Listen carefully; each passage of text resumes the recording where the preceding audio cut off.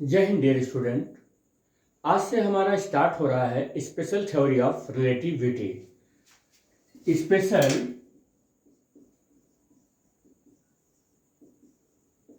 Theory of relativity.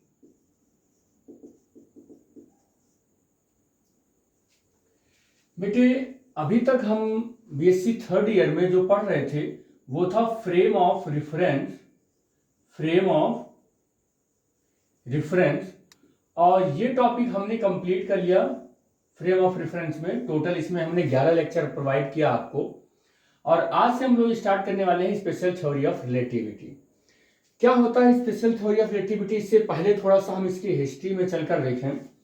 बेटे, लगभग 1642 से लेके और 1725 तक एक बहुत ही फिजिक्स के वर्ल्ड के बहुत ही इंपॉर्टेंट पर्सन थे जिनका नाम था सर आइजैक न्यूटन। और सर आइजैक न्यूटन ने जो कोई भी बॉडी मोशन में रहती थी या रहती है, या कोई भी बॉडी जो मोशन में है, उसके मोशन से एसोसिएटेड जितने भी फिजिकल पैरामीटर होते हैं, जैसे कि मास, लेंथ, एक्सेलरेशन, उस पर फोर्स, उस पर मोमेंटम, उसकी एनर्जी, ये सारे कैलकुलेशन को करने के लिए उन्होंने क्या किया था, एक प्रिंसिपल बना रखा था या बनाया है, या एक थ्योरी या एक सिद्धांत दिया जो हर थ्योरी मतलब चाहे जिस तरीके का मोशन हो जाता था वो थ्योरी उस पर लागू हो जाती थी। लेकिन ये सब कब बेटे?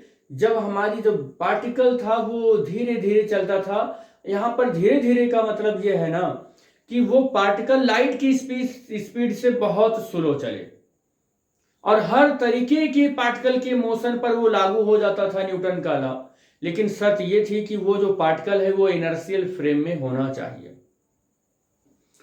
अब बेटे, न्यूटन के इस जो लॉ है, इस लॉ को समझने का ये जो उनकी थ्योरी थी, ये सब जो कुछ भी हम लगाते थे पार्टिकल के मोशन को समझने के लिए, इसे एक वर्ड में फिजिक्स के टर्म में एक्सप्लेन किया गया, जिसे बोला गया मैकेनिक्स। क्या बोला गया? मैकेनिक्स बोला गया। बेटे, ये जो मैकेनिक्स है ना, जो सबसे पहले, या लगभग हम ये कह सकते हैं कि 19वीं शताब्दी से पहले पार्टिकल के मोशन को समझने के लिए जो बहुत ही कह सकते हैं कि फंडामेंटल जो लॉ था, या कह सकते हैं कि जो बहुत ही डिमांडिंग जो प्रिंसिपल या थ्योरी थी, वो न्यूटन की यही थ्योरी थी जिसे हम लोग न्यूटोनियन मैकेनिक्स कहते हैं। इन्हीं के सर के नाम पर ही न्यूटोनियन मैकेनिक्स कहते हैं। और उसी को एक नाम और भी हम दिए हैं जिसको हम लोग क्लासिकल मैकेनिक्स कहते हैं। इसी को हम लोग क्लासिकल मैकेनिक्स भी कहते हैं। तो क्लासिकल मैकेनिक्स में न्यूटन सर का लॉ लगाते हैं किसी भी इनर्शियल फ्रेम पर, तो हम ये देखते हैं कि पोजीशन को अगर छोड़ दें तो अगर हम डिस्प्लेसमेंट देखें, एक्सीलरेशन देखें बेटे, एक्सीलरेशन, मास, वेलोसिटी, मोमेंटम, तो जितने भी हम फिजिकल पैरामीटर यहां पर देख रहे हैं, तो वो सब के सब न्यूटन सर के लॉ से एग्री होते थे और अच्छे से वैलिड हो जाता था। किसी एक इनर्शियल फ्रेम में अगर हम हैं और किसी दूसरे इनर्शियल फ्रेम में कोई ऑब्जर्वर है और वो एनालाइज कर रहा है, तो ये सब के सब एग्री होते थे और वेल डिफाइंड होते थे, बिल्कुल सब कुछ सही हो जाता था। तो जब सब कुछ सही हो जाता था तो हम जिस मैकेनिक्स से ये सारी चीजें समझते थे उसी को हम न्यूटोनियन मैकेनिक्स कहते हैं। लेकिन धीरे धीरे जब फिजिक्स अपने चरम पर पहुंच रहा था और चीजें नई नई उसमें आ रही थी, समय के अकॉर्डिंग नए नए फिलोसफर आ रहे थे और वो फिजिक्स को डेवलप करने के लिए अपने पोस्टुलेट, अपने प्रिंसिपल, अपनी थ्योरीज को जब वो दे रहे थे, तो देखा जाने लगा कि फिजिक्स के इस मैकेनिक्स में कुछ गड़बड़ी आने लगी, कुछ चीजों के मोशन को एक्सप्लेन नहीं कर पा रहा था। तो कौन सी चीजों को एक्सप्लेन नहीं कर पा रहा था, मैं ये भी बता दूं, जो ऐसे पार्टिकल थे जो लाइट की स्पीड से कंपेयर करने पर लगभग उसके इक्वल या उससे कम थे, और न्यूटन फिर उन इनर्शियल फ्रेम में पार्टिकल के उस मोशन के लिए वैलिड हो रहा था जो बहुत लो वेलोसिटी से चल रहा था। लो वेलोसिटी का हमारा यहाँ कहने का यह मतलब है कि लाइट की स्पीड के कंपैरिजन में उस पार्टिकल की वेलोसिटी बिल्कुल नेग्लिजिबल थी, उसे नेग्लेक्ट कर सकते हैं। अगर आप 1000 किलोमीटर पर सेकंड की स्पीड से भी चल रहे हैं तो भी लाइट की स्पीड से आप बहुत ही स्लो चल पाएंगे, या कह सकते हैं नेग्लिजिबल है। कोई एक ऐसा आपके पास इंस्ट्रूमेंट या कह सकते हैं कोई एक ऐसा व्हीकल, ऐसा मोटर तो नहीं है जो आप इस स्पीड से चल सकें, यही इम्पॉसिबल है आज के वर्ल्ड में अभी तक। तो आप ये हम बता दें कि जो मैकेनिक्स थी ये न्यूटन की, ये बहुत कम स्पीड पर वैलिड हो जाती थी, लेकिन कोई भी ऑब्जेक्ट जब बहुत हाई स्पीड से चलने लगता था तो ये वैलिड नहीं हो पाती थी।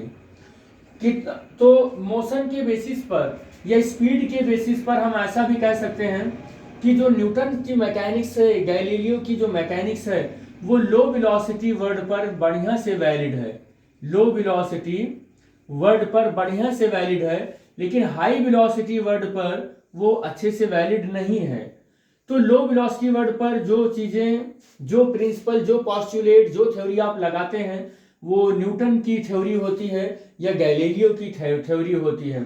लेकिन हाई वेलोसिटी वर्ड में, यानी कि जहां पर हाई वेलोसिटी वर्ड का मतलब हो गया कि speed of the particle compare किया जा सकता है वेलोसिटी ऑफ लाइट से। यहाँ सी जो है वेलोसिटी ऑफ लाइट है, V velocity of the particle है।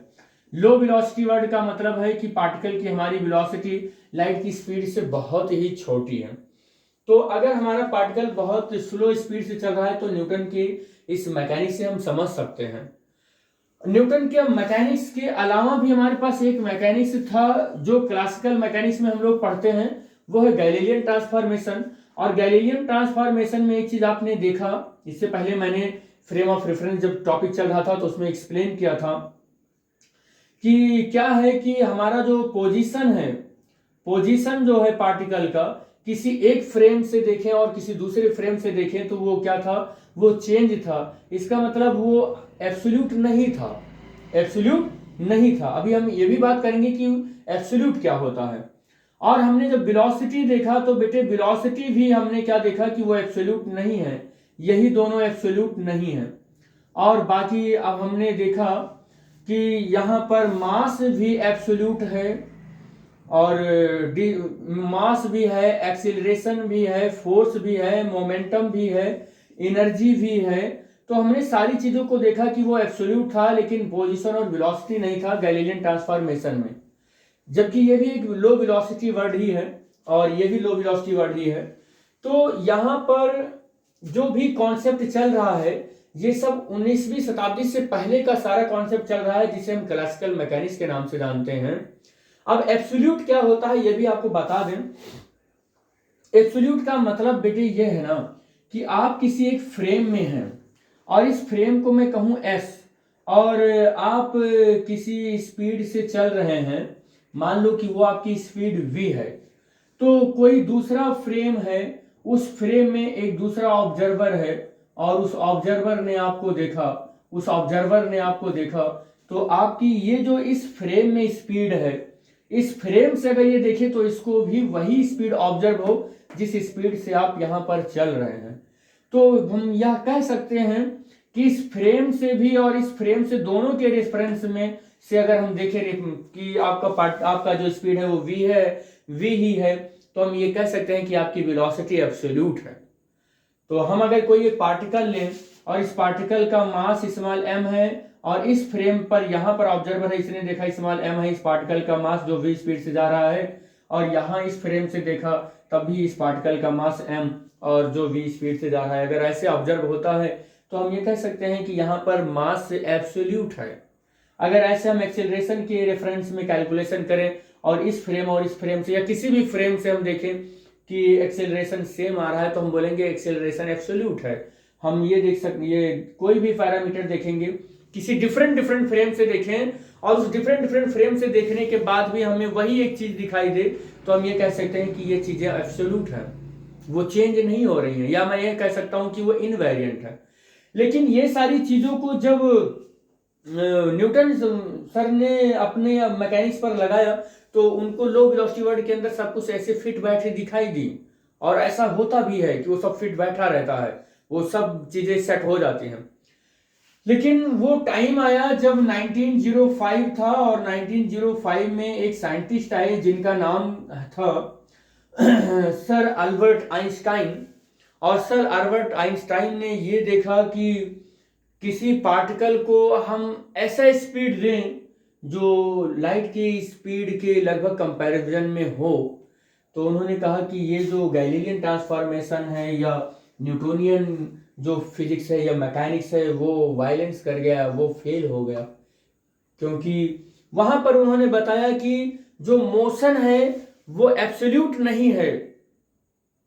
कोई भी मोशन किसी भी फ्रेम ऑफ रेफरेंस में है तो किसी दूसरे फ्रेम ऑफ रेफरेंस के रेस्पेक्ट में या कहीं पर भी आप देख रहे हैं तो किसी एक ऑब्जर्वर का मोशन किसी दूसरे ऑब्जर्वर के रेफरेंस में जो है ना वो कुछ चेंज रहता है, वो मोशन एब्सोल्यूट नहीं रहता है। लेकिन कब की बात उन्होंने की कि व्हेन द पार्टिकल और द बॉडी और observer is moves with comparison to the velocity of the light. इस कंपैरिजन में या इसके इक्विवेलेंट वेलोसिटी रखकर जब वो जा रहा है तब हम देख रहे हैं कि किसी दूसरे फ्रेम से किसी एक पार्टिकल की वेलोसिटी कुछ और है, किसी दूसरे फ्रेम से देख रहे हैं कि कुछ और है। तो ये जो वेलोसिटी का चेंज देख रहे हैं, एक्सेलरेशन का चेंज देखा एक्सपेरिमेंटली, ये सारी चीजें एक्सपेरिमेंटल डेटा पर हुई थी।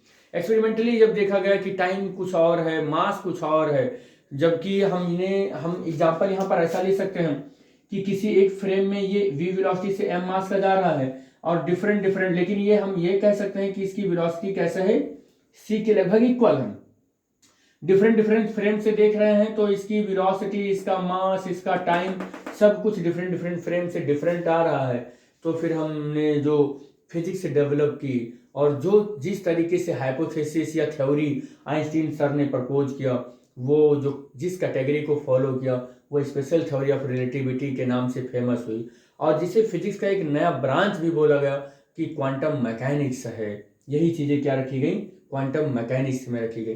क्लासिकल मैकेनिक्स में होता क्या है बेटे कि किसी पार्टिकल की अगर स्पीड v है तो उसकी काइनेटिक एनर्जी अगर k है, तो अगर मैं इस पार्टिकल की वेलोसिटी को 2v कर दूंगा तो उसकी जो काइनेटिक एनर्जी है, इनिशियल काइनेटिक एनर्जी का क्या हो जाएगा, 4 टाइम्स हो जाएगा। इनिशियल काइनेटिक एनर्जी का 4 टाइम्स हो जाएगा। लेकिन अगर मैं स्पेशल थ्योरी ऑफ रिलेटिविटी में कहूं कि किसी एक इलेक्ट्रॉन का मास कह सकता हूं कि 9.1 10⁻³ किलोग्राम है और रेस्ट मास अगर ये है, और मैं उसका इनिशियल काइनेटिक एनर्जी में कहूं कि 10 मेगा इलेक्ट्रॉन वोल्ट है, तो अगर मैं उसकी काइनेटिक एनर्जी को 4 टाइम्स इंक्रीज कर दूं यानी कि 40 मेगा इलेक्ट्रॉन वोल्ट कर दूं, तो उस इलेक्ट्रॉन की जो वेलोसिटी है ना वो वेलोसिटी जस्ट डबल नहीं होती है। देखो क्लासिकल मैकेनिक्स में क्या होता है कि किसी इलेक्ट्रॉन की वेलोसिटी अगर v है या किसी भी पार्टिकल की वेलोसिटी v है, उसकी काइनेटिक एनर्जी k है, तो अगर मैं उसकी वेलोसिटी को जस्ट डबल करता हूं तो काइनेटिक एनर्जी 4k हो जाता है, या उसकी काइनेटिक एनर्जी को 4 टाइम्स से इंक्रीज करता हूं तो उसकी वेलोसिटी 2 टाइम्स इंक्रीज हो जाता है। लेकिन इलेक्ट्रॉन के केस में और हाई वेलोसिटी वर्ड के केस में हमने देखा कि किसी की इलेक्ट्रॉन की kinetic energy 10 million electron volt है, और उसको जैसे मैंने 4 टाइम्स यानी कि 4 टाइम्स उसकी इनिशियल काइनेटिक एनर्जी को किया, तो हम देख रहे हैं कि इसकी स्पीड यहाँ पर 2v हो जानी चाहिए थी, जिसका पहले स्पीड v था, वो ऐसा नहीं हुआ। ऐसा देखा गया कि पहले इसकी स्पीड अगर 0.99 और 88 मीटर पर सेकंड थी, ये इतना थी, तो बाद में कितना हो गया, इसकी स्पीड 0.9999c हो गया। मतलब जिसको जस्ट डबल होना चाहिए था वो जस्ट डबल नहीं हो पाया। ये एक्सपेरिमेंटल डेटा के बिहाफ पर देखा गया, वो नहीं हो पाया। तो ऐसा माना गया कि क्लासिकल मैकेनिक्स में ऐसा हो जा रहा है, लेकिन due to the velocity, high velocity, ये ऐसा नहीं हो पा रहा है। तो स्पेशल थ्योरी ऑफ रिलेटिविटी का ये कॉन्सेप्ट जो है वो आया, और उससे समझने के लिए जो फिजिक्स की एक नई ब्रांच बनी उसे ही हम बोलते हैं क्वांटम मैकेनिक्स। तो हम लोग बेसिकली अब स्पेशल थ्योरी ऑफ रिलेटिविटी से रिलेटेड जितने भी ये कह सकते हैं कि यहाँ पर मास और एक्सीलरेशन, फोर्स, मोमेंटम है, इन सब को उस कह सकते हैं कि लाइट की स्पीड के कंपैरिजन में हम कैलकुलेट करेंगे और ये बताने की कोशिश करेंगे कि चीजें नहीं होती हैं तो किस रेफरेंस से नहीं होती हैं और क्यों नहीं होती हैं। तो हमारा जो कल से लेक्चर स्टार्ट होने वाला है स्पेशल थ्योरी ऑफ रिलेटिविटी से रिलेटेड होगा। और इससे पहले हम एक और लेक्चर करेंगे, इससे जो मतलब स्पेशल थ्योरी ऑफ रिलेटिविटी में हमारा जो सेकंड लेक्चर ये होने वाला है इसके बाद, वो है माइकलसन मोरले एक्सपेरिमेंट। माइकलसन और मोरले दो साइंटिस्ट थे, तो इन्होंने क्या प्रूव करना चाहा है अपने कह सकते हैं कि एक्सपेरिमेंट से ये प्रूव करना चाहा है कि जो साइंटिस्ट का एक हाइपोथेसिस था, और वो हाइपोथेसिस ये था कि इस पूरे स्पेस में, पूरे ब्रह्मांड में एक ईथर नामक इन्वायरमेंट मौजूद है, या कह सकते हैं मीडियम मौजूद है, और जिसका हम कह सकते हैं कि डेंसिटी बहुत हाई है, इलास्टिसिटी बहुत हाई है, जो सॉलिड है, हाईली ट्रांसपेरेंट है और हाईली इलास्टिक है। ये सारी चीजें जो उसकी कैटेगरी बताई गई थी, प्रॉपर्टी उसकी बताई गई थी। तो माइकलसन मोरले अपने एक्सपेरिमेंट से ये प्रूव करना चाह रहे थे कि ईथर का एग्जिस्टेंस है, लेकिन वो नहीं आया उनके एक्सपेरिमेंट से। तो बेसिकली हम लोग पहला लेक्चर जो स्पेशल थ्योरी ऑफ रिलेटिविटी में जो टॉपिक से रिलेटेड है वो अगर करेंगे तो यही होगा, माइकलसन मोरले एक्सपेरिमेंट। तो thanks for watching the video. Thank you बेटा।